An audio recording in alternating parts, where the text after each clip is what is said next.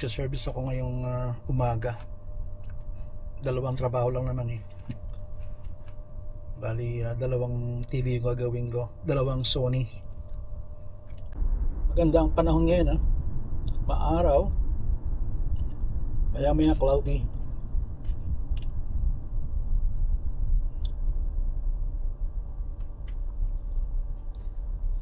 Di gaano malamig, di gaano mainit.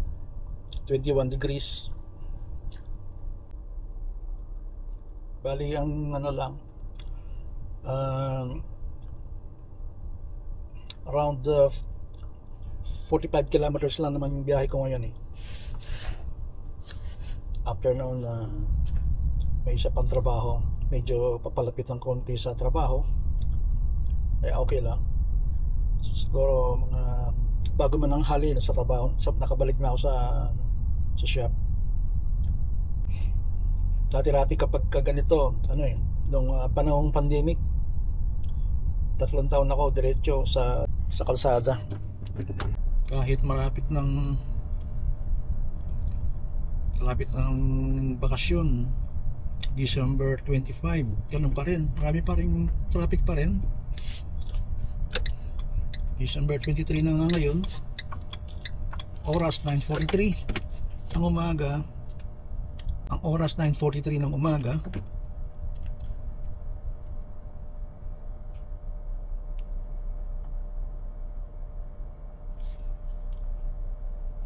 Maganda naman ang panahon.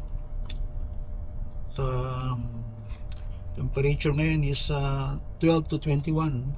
So mamaya ang pinaka-minute is 21 degrees. Ito sa kabahan ng alternate route o tinatawag na Queens Road. And yan. Ito lang ang mahirap kapag nagmamaneho ka ng manual. Di ko mahawakan yung kailangan talagang kakambyo ko. Tulad nito, ito na naman, go na naman. Pasensya na, stop and go kasi. Kaya i-change ako ng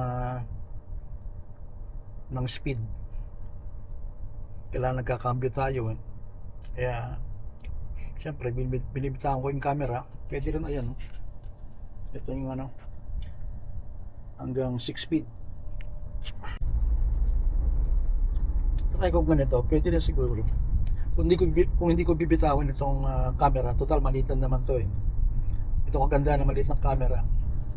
Pwede kong palitan ng cambio and manual. So yun, manual tayo. Yan.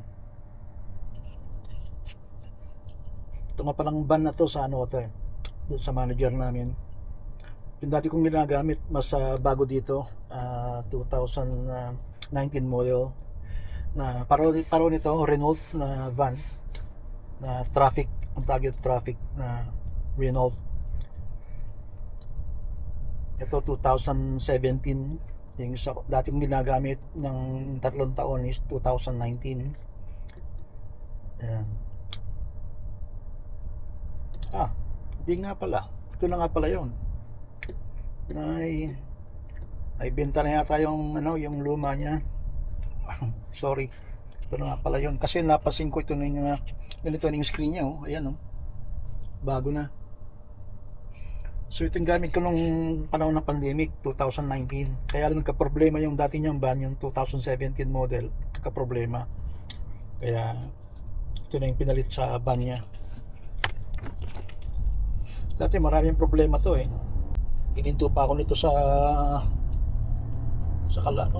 remote area dahil may issue to yung kanyang batawag dito, exhaust. Hindi exhaust, yung kanyang kalimutan ko lagay ko na lang dyan sa sa subtitle. Nasa city na tayo ayan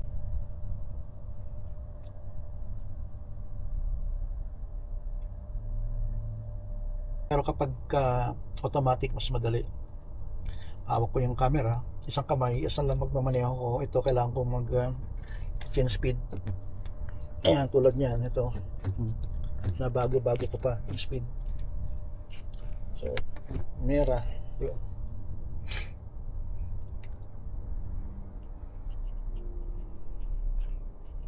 May dadaan tayo sa bagong tunnel yata. So, doon dadaan tayo sa tunnel o tsaka sa Westgate Bridge. Pakita ko mamaya sa inyo. Ganda ang panahon ngayon, ha? Maaraw. Pero hindi mainit. Dahil 21 degrees nga lang mamaya. Ayan, ha? Maaraw.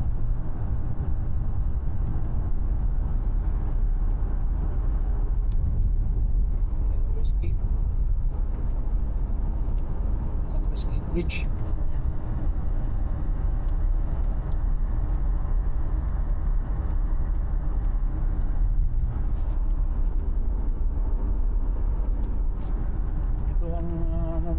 Ito ang Westgate Bridge, ayan.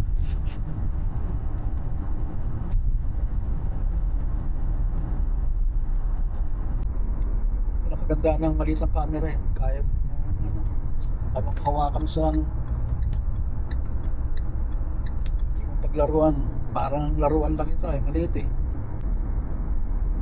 Kahit na dalawang daliri lang, magaan pa siya. Diba?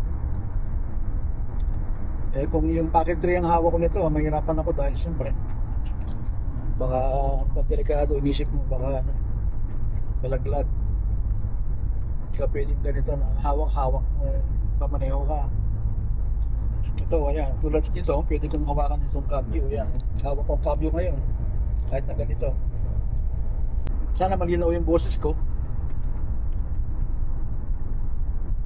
Continue straight, 3 lanes. And continue straight, 1 kilometer, continue straight daw ako eh.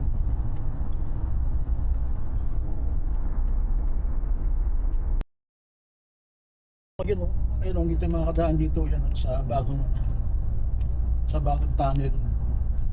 Ito tunnel eh. Ayan.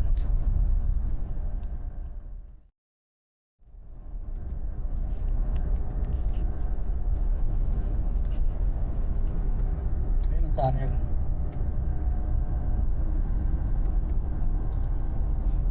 Sa kabila pala yun.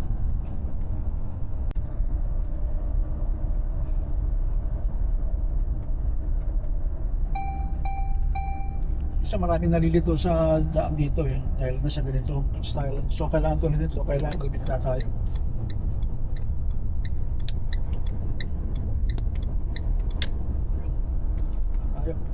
Kasi baka mabusan tayo eh. Pag iba yung puntahan natin ang linya. Kailangan diretso ng M1 puntang Geelong. Ayan ang sign dapat puntahan. So keep right tayo. Dati keep left puntang Geelong. Ay di ba naman? Pabago-bago rito eh kasi nga inaayos sa kalsada noon pero ngayon tapos na. Kahit ito ngayon 100 na rito. Mula dun sa Westgate Bridge yun. After ng Westgate Bridge 100 na, balik na ulit sa dati.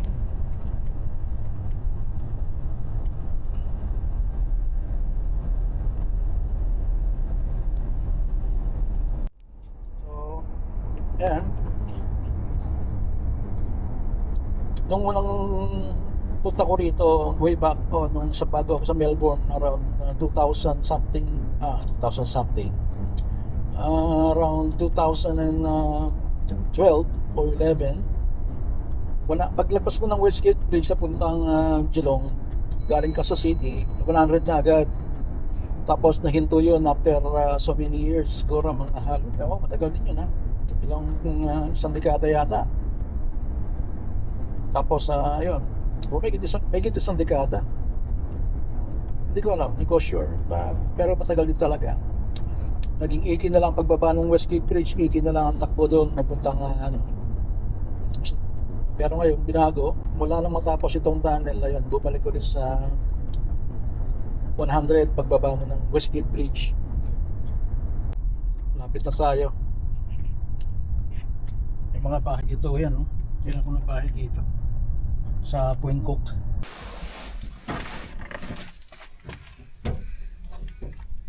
A few moments later.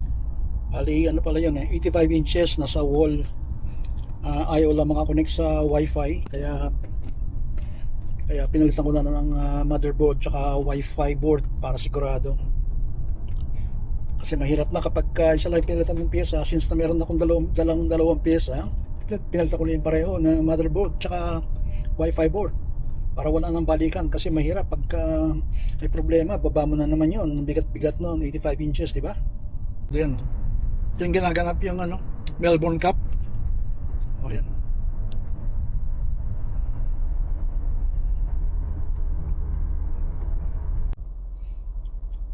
Isa pang kagandaan dito ang gamit mong Action 5. Instant, kumbaga, pagka ni-record mo, automatic pag pinindot mo yung record, mag-record siya within a seconds lang. 1 second lang ata, recorded na. O 1.5. Kaya wala ka na nami-miss na na video o segment na very interesting video, kumbaga.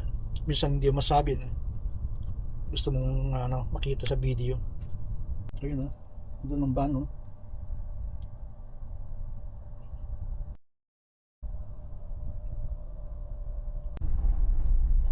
taas tayo, parang bundok. Ayan ang hill.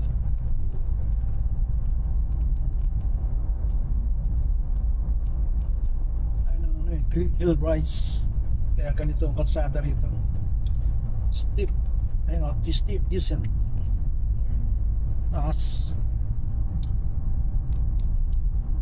tapos lalim.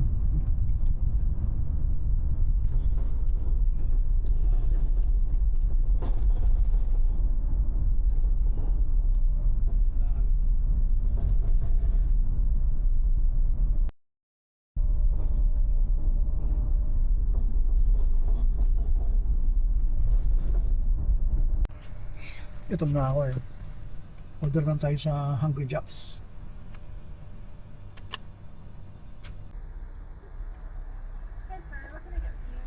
I got the online order 8635. Oh, the tracker. Thank you.